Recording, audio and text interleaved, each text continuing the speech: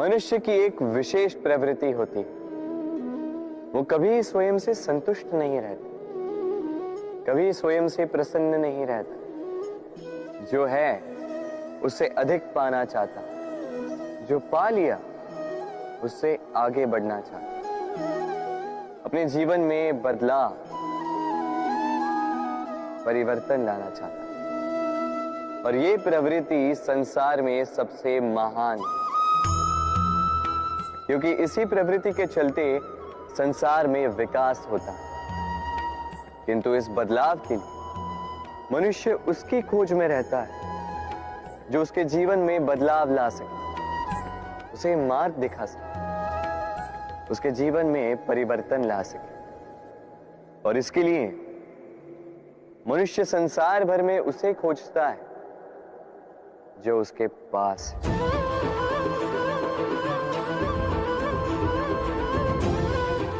बताइए कौन? यदि कोई आपका जीवन बदल सकता है तो दर्पण देखिए।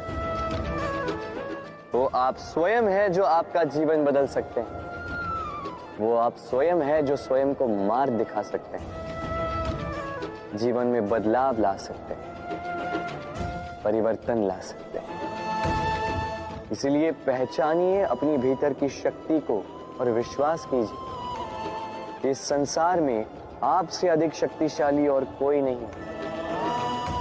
जीवन बदल जाएगा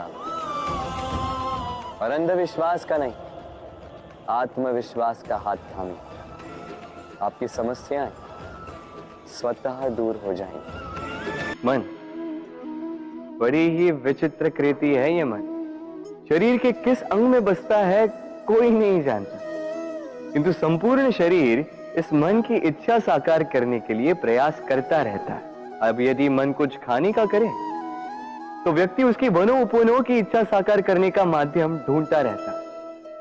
अब यदि मन किसी को शत्रु समझ ले तो व्यक्ति उसे नष्ट करने का हर संभव प्रयास करता है। अब यदि मन किसी से प्रेम करे तो उसकी प्रसन्नता के लिए हर सीमा लांघने के लिए सज्ज रहता है। परंतु जीवन सुखद हो इसके लिए आवश्यक है कि मन खाली हो। इस बांसुरी की भांति भीतर कुछ भी नहीं, न राग है न द्वेष, तब भी तार छेड़ने पर स्वर निकलता है। इसी प्रकार मन को भी भावनाओं से मुक्त रखना आवश्यक है। स्मरण रखिए, मन में कुछ भर के जियोगे तो मन भर के जी नहीं पाओगे। भूल और मनुष्य, इन दोनों का संबंध कुछ वैसा है जैसा पंख और चिड़िया का, जैसा धारा और नदिया का। यदि भूल मनुष्य के स्वभाव का इतना महत्वपूर्ण अंग है तो आप सोचिए, इस पर लज्जा क्यों? इस पर लज्जा करना ठीक है ही नहीं। वैसे देखा जाए तो भूल हमें स्वयं को और श्रेष्ठ बनाने का अवसर देती है, पहले से अच्छा प्रदर्शन करने की प्रेरणा देती है। अब कदाचित आप में से कुछ इस बात से सहमत नहीं हो, क्योंकि बहुतों की दृष्टि में भूल दोष को जन्म देती है, दोष अपराध को, और अपराध के लिए क्षमा नहीं दंड मिलना चाहिए। किंतु क्या आपने कभी सोचा है कि ऐसा क्यों होता है? क्या कारण है इसका? इसका कारण है भूल स्वीकार करने से बचना। यदि आप कोई भूल करोगे और उसे स्वीकारोगे नहीं तो वो भूल दोष में बदल जाएगी और वो दोष अपराध।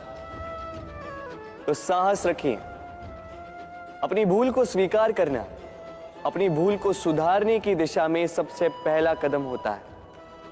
और स्मरण रखिएगा, यदि कुछ अपराध है तो वो है समय पे अपनी भूल ना स्वीकार।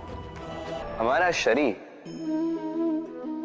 प्रकृति की सर्वोत्तम रचना है। जो अंग, जो तत्व हमें मिले उन सब का अपना अपना एक संदेश है। दो आंखें दी हैं देखने के लिए, दो कान दिए हैं सुनने के लिए, नथुने भी दो, दो हाथ दिए हैं दोहरा परिश्रम करने के लिए, किंतु जीव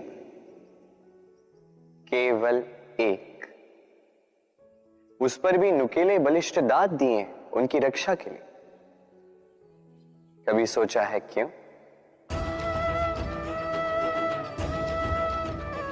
क्योंकि शब्द और शब्दों का उपयोग मनुष्य का सबसे बड़ा शस्त्र है, जिसका उपयोग जितना सोच समझकर किया जाए, मनुष्य जीवन में उतना ही ऊपर उठता है।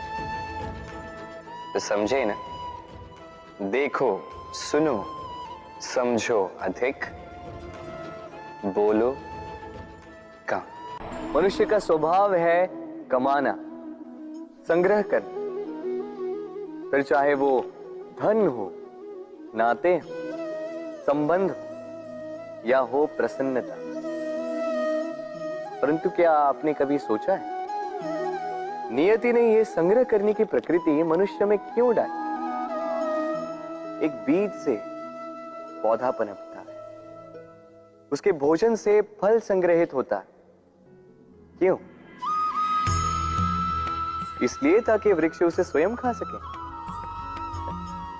नहीं, बल्कि इसलिए ताकि वो भूखे जीवों में बांट सके। अब आप पूछेंगे कि इसमें वृक्ष का क्या लाभ?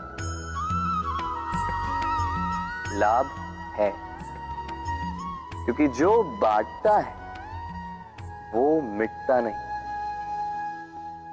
जो फल ये जीव खाते हैं वो उसके बीजों को वातावरण में बिखेर देते हैं, जिससे जन्म लेते हैं नए वृक्ष। उसकी जाति, उसका गुण, उसकी मिठास अमर हो जाती है।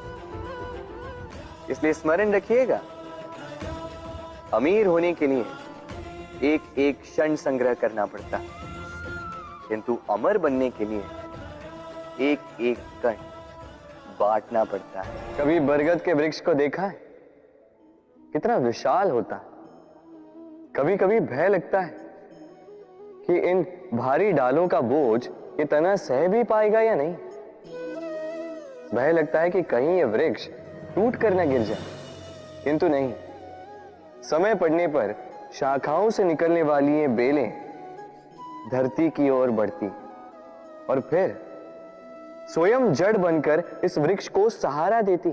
इसी प्रकार जो परोपकार करते हैं, सत्कर्म करते हैं, उन्हें स्वयं के लिए चिंतित होने की आवश्यकता ही नहीं, क्योंकि उनके कर्म ढाल बनकर उनकी रक्षा करते हैं। इसीलिए जीवन में सहारे की नहीं, कर्म की चिंता कीजिए। राधे राधे।